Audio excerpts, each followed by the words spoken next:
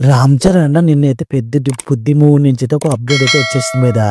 ఎందుకంటే మన 'బుచ్చిబాబు' అయితే షూటింగ్ నుంచి అయితే మనకు ఒక పోస్టర్ అయితే వదిలారు.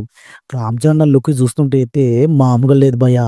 ఆ లుక్‌లో మాత్రం అయితే మన రామ్ చరణ్ అయితే వేరే లెవెల్ ఉన్నది భయ్యా. ఆ డ్రెస్సింగ్ స్టైల్ గాని, ఆయన లుకింగ్ గాని, ఆయన హెయిర్ స్టైల్ గాని వేరే లెవెల్ ఉన్నాయి భయ్యా. ఇంకా ఈ మూవీ అయితే 50% అయితే వచ్చేసింది భయ్యా. ఇంక లుక్ అయితే వదిలేస్తున్నారు మన రామ్ చరణ్ లుకింగ్స్.